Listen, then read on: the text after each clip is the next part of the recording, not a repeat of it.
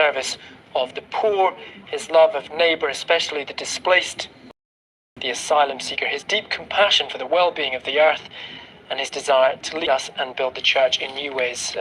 Israel's President Isaac Herzog saying he saw great importance in fostering ties with the Jewish community and in advancing interfaith dialogue. And Lewis, that's really key to the Pope's life and legacy. We see countries like Iran, of course not a Christian country, offering its condolences to all Christians around the world, and even within the Christian community there can of course be divides. Within the last few moments, the head of the Orthodox Church in Moscow has said the Pope played a significant role in active development of contacts between Russian Orthodox Church and the Roman Catholic Church, and going on to say that it hopes these cooperations, these ties will continue in the Pope's name following his death. Rich, thank you for the moment for that. We're going to go back to BBC Radio presenter, Vatican expert, Ed Sturton. Ed, what do you make of some of the themes coming through there in those tributes from around the world? I think, I may have missed this, but I don't think we've heard anything from the United States yet, have we? Is that right? We've heard from J.D. Vance, the US Vice President, who's Right. currently on a trip to India. He says, "I just learned of the passing of Pope Francis. My heart goes out to the millions of Christians all over the world."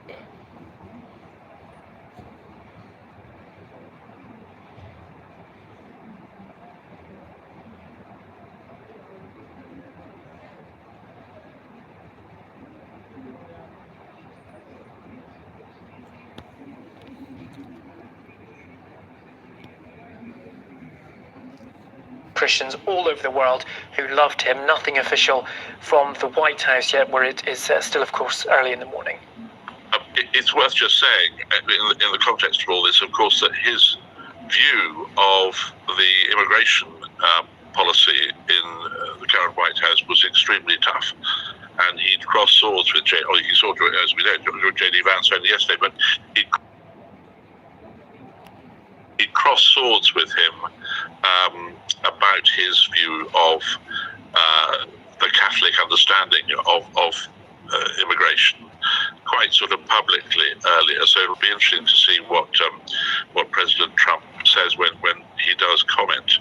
I think those reactions reflect an enormous affection outside the church as well as within it, and I think that's one of the striking things about his pontificate. He was opposed by some within the church who felt very strongly that he was taking it in the wrong direction, but that was only within the church. I think outside the church as we're hearing, he was almost universally regarded as an enormously holy figure, but also someone who had things to say about really important political issues. And his encyclical on the planet and climate change, for example, is widely thought to have had an important impact on the Paris Accord on climate change. An extraordinary document that usually papal documents are put out by the Vatican and they sound rather pompous and they have Latin titles and so forth. That document was in the bookshops. It was flying off the shelves because lots of people were reading what they felt was a message that was quite unusual in the religious sense, because it felt relevant to everybody, whether they were religious or not. So I think he had that capacity to appeal well beyond the boundaries of the church, and in a funny sort of way, you might say was sort of better loved in the world as a whole than he was in some parts of the church. Ed, thank you for that. Back with you in just one moment. Just want to emphasise that here on BBC News we are continuing with this coverage of the death of Pope Francis at the age of 88. He was the first Latin American leader of the Roman Catholic Church, a pope of firsts in many ways. We had seen him over the Easter weekend, of course, Easter, that crucial period in the Catholic Christian calendar. He would have wanted to be playing a fuller role, but many were surprised by the unannounced, unexpected appearance that he did make, and many will have taken that as a sign that his health was improving somewhat. But That will have only increased the shock this morning at 7:35 local time, Easter Monday, on that poignant date in the Christian calendar, the news that Pope Francis died at the age of 88. We are keeping across the tributes from leaders right around the world, and we will be continuing to do so. Ed Sturton, Vatican expert, BBC Radio presenter, is with us. And Ed, he took over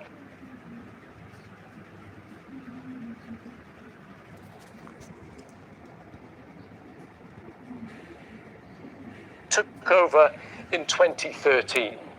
Can you try and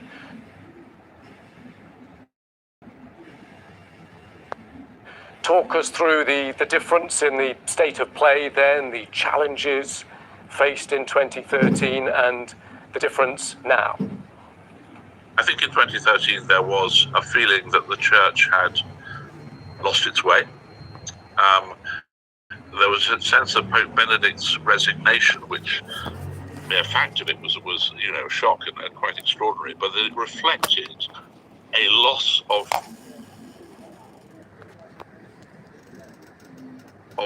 grip on the institution, partly because of the burgeoning scandals about abuse, which Pope Benedict never really managed to get a grip on. And actually, many people would say that Pope Francis has not been as successful in that regard as many had hoped he would be. But I think immediately he gave a sense of direction which steadied the church. Even for those who may not have liked the direction he was going in, it gave a sense that there was somebody in control, that there was, if you like, an agenda, that it was full of hope. I think part of the sort of earliest thing he did was restore among many Catholics a feeling that they didn't have to be embarrassed anymore about saying they were Catholic, which I think at the time he took over was a growing feeling within the church, because things had gone quite so badly wrong. So he introduced a tremendous sense of optimism and direction. And that's been a mark, really, of the way he has managed things throughout his pontificate, although it has been, at times, choppy. And as I said earlier, there's quite a lot of areas where things aren't resolved, things have got halfway. One of his great campaigns was, it sounds rather sort of nerdy, if you like, was synodality, which was the idea of expanding into a degree of democracy, if you like, into the church. That inspired enormous hope in some quarters of the Catholic Church, particularly there's a sort of progressive wing of it.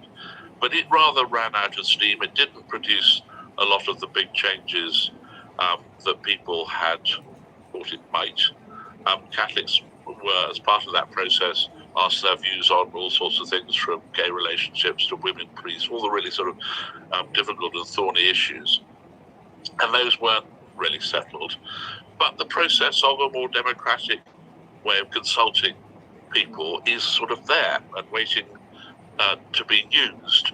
So again, I think a sort of half-achieved reform process is probably where we are today. But that in itself is a massive achievement. I mean, if you think back to the way a lot of people saw the Catholic Church in the period immediately before his election, I think we have seen a real transformation, which is reflected in the kind of messages that you've been reading out. And Ed, just a little on the man himself, if you would, yeah. Especially for people outside the church who will have seen the smile on his face as he's travelling around the world meeting world leaders. Tell us about the man. Well, if you thought that smile meant he was just a smiley person, you couldn't have been more wrong.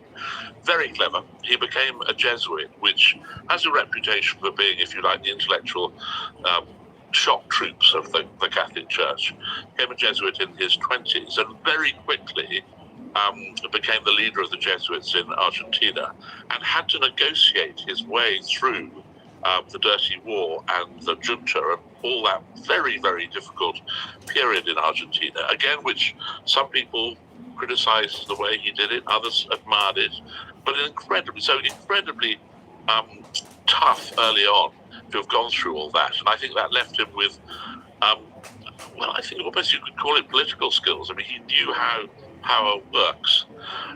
He was also extraordinarily sort of cultivated. He liked opera. He liked quoting 19th century French poets. Great foodie too. Although he was Argentinian, his family historically came from Italy, and he enjoyed many of the sort of aspects of Italian food that we all love. Little quirks. He saw, I think it was about 30 years ago, he saw a television program which he said was shocking. He doesn't really explain why in his autobiography, but it appears it was lewd or something of that kind. And he's never watched television since. So although he was a huge football fan, he just didn't watch the matches because he sort of took against the telly. So I think, his autobiography, which came out earlier this year, quite an unusual thing anyway for a Pope to write an autobiography, made you think that you would have enjoyed being with him at dinner enormously, that he would have been just terribly good company. Ed, thank you so much for that fascinating insight, snippets to the man behind the role, as well as the importance of the man in the role. Ed Sturton, thank you very much for your thoughts. Now, the announcement of the Pope's death was made by Cardinal Kevin Farrell, who will